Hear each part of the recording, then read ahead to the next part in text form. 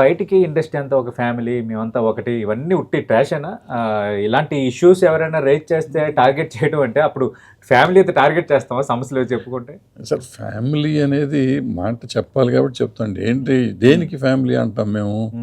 దాన్ని మీరు వినాలి, అర్థం చేసుకోవాలి. ప్రతిదానికే కాదు, ఎప్పుడు వస్తుంది కెలామిటీస్ వచ్చినప్పుడు, నేషనల్ కెలామిటీస్ అయ్యి వచ్చినప్పుడు ఎవరికి వాళ్ళు ఉంటాయి, ఎవరి క్యాంప్ వాళ్ళకు ఉంటుందండి. ఎవరో ఇంకోళ్ళని కలవరు, వాళ్ళ బతుకాళ్ళు బతుకుతూ ఉంటారు. సో అలాంటిదప్పుడు మేము ఫ్యామిలీ అనేది ఎప్పుడు దాసనారాయణరావు ఉన్నప్పుడు అవసరం వచ్చినప్పుడు అందరినీ కలిపేవారు, చేసేవాళ్ళు. అప్పట్లో రామారావు ఉన్నప్పుడు రామారావు కలిపేవారు, చేసేవారు. నాగేశ్వరరావు ఉన్నప్పుడు కలిపేవారు, చేసేవారు. తర్వాత కృష్ణ గారి వరకు కూడా కొంతవరకు జరిగింది. ఆ తర్వాత లేదు. ఎవరికి ఎవరో తెలియదు. మధ్యలో చిరంజీవి గారు ట్రై చేశారు, ఒకసారి మీటింగ్ పెట్టారని దారిలోకి వచ్చింది అనుకున్నాం. మళ్ళీ ఎవరి దారి వాళ్ళకి. సో ఇప్పుడు ఇండస్ట్రీకి పెద్ద అంటే ఎవరు లేరు. ఇండస్ట్రీకి పెద్ద అసలు ఎప్పుడు ఉండరండి, లేరండి. అది దాసనారాయణరావు గారికి అనుకోకుండా ఒక పేదరికం వచ్చింది, దాన్ని నిలబెట్టుకున్నాడు, ఆయన సాధించాడు. ఆయనలాగా మళ్ళీ ఇంకొకళ్ళు రారు, లేరు. దాసనారాయణరావు గారిని ఎన్టీ రామారావుని రిప్లేస్ చేసే మనుషులు రారండి, ఏ రకంగా అయినా. అవును, అంటే ఎట్లా సార్, అంటే ఏ విధంగా? అంటే రామారావు గారు ఆయన నటన పరంగా కానీ, ఆయన చేసిన కార్యక్రమాల పరంగా కానీ, ఆయన రాజకీయంగా కానీ ఆయన రిప్లేస్మెంట్ ఈ రోజుకి ఏ రోజుకి రాదు. ఈ దాసనారాయణరావు గారికి అసలు మానవ మాత్రుడు కాదు. అంటే ఒక రోజు 4 సినిమా 5 సినిమాలు షూటింగ్లు చేసే కెపాసిటీ, సంవత్సరంలో 12 సినిమాలు డైరెక్ట్ చేసి రిలీజ్ చేసే కెపాసిటీ అసలు ఊహించండి. ఇది మిషన్ లాగా చేశాడు. పైగా 12 సినిమాలు చేస్తూ మధ్యలో యాక్టింగ్ చేస్తూ కథా మాటలు పాటలు అన్ని సినిమాలకి చేసి ఇవన్నీ చేయాలంటే మనిషి వేషం వేస్తూ మధ్యలో ఇన్ని చేయటం అనేది మనిషికి సాధ్యమైంది. ఇది కాకుండా పంచాయతీలు, యూనియన్ పంచాయతీలు, ఊరు పంచాయతీలు అని చేసేవాడు. సో ఒక మనిషికి అసలు నిద్రపోయే టైం ఎప్పుడు ఉండేది తెలిసేది కాదు. అంత కష్టపడ్డాడు ఆయన.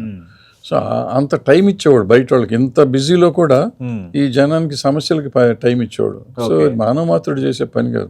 అందుకని ఆయన పెద్దడయ్యాడు, ఇండస్ట్రీ పెద్ద అని అందరూ గౌరవించారు. ఇష్టం లేని వాళ్ళు కూడా ఆయన దగ్గరికి అవసరమైతే వెళ్లాల్సి వచ్చేది. ఆయన దగ్గరికి వెళ్తేనే మా పని జరిగేది, సమస్య క్లియర్ అయ్యేది. అట్లాగే ఎన్టీ రామారావు గారు ఆయన టైపులో ఆయన. సో వాళ్ళిద్దరిని అసలు ఆలోచించి మనం ఊహించామంటేనే భయం వేస్తున్నారు. సార్ అంటే ఇప్పుడు సమస్య ఏదైనా వస్తే ఇంకా ఒకరి దగ్గరికి వెళ్ళే వాతావరణం ఇండస్ట్రీలో లేదు ఇప్పుడు. యూనియన్స్ ఉన్నాయి, ఫెడరేషన్ ఉంటుంది, ఛాంబర్ ఉంటుంది, అక్కడికే తప్ప పలానా మనిషి దగ్గరికి వెళ్తే సమస్య అవుతుంది అనేది ఏముంటుంది. అవును, అంటే ఆ మధ్యన ఎవరో అన్నారు, దాసనారాయణరావు లాంటి వాళ్ళు ఉన్నట్టయితే ఈ మధ్యకాలంలో స్ట్రైక్ అయింది కదా సార్, అది కొంచెం ఎర్లీగా క్లోజ్ అయ్యేది. ఇప్పుడు ఎవరు లీడ్ చేయాలో, ఎవరి మాట ఎవరు వింటారో తెలియని పరిస్థితి ఉందనేది. అది ఎందుకు స్ట్రైక్ చేస్తున్నారో వాళ్ళకి తెలియాలి, చేసిన వాళ్ళకే తెలీదు.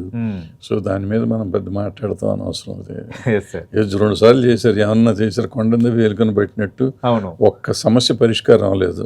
2 times 30, ఒకసారి 50 days 40 days చేశారు, మొన్న 3-4 రోజులు ఏదో చేశారు. ఏది సాల్వ్ అయింది? ఒక సమస్య చెప్పండి సాల్వ్ అయింది. ఇది సాల్వ్ చేసాం అని చెప్పాలి కదా. పూర్తి రిజల్ట్ వచ్చినట్టుగా అనిపించలేదు. ఎందుకు మా వేసినప్పుడు 30 మంది రోజులు షూటింగ్ చేసి పాపం చిన్నవాళ్ళు చాలా మంది ఇబ్బంది పడతారు. పెద్దవాళ్ళకి ఏమి ఇబ్బంది లేదు, చిన్నవాళ్ళు చాలా ఇబ్బంది పడతారు అవి కంప్లీట్ అవ్వక.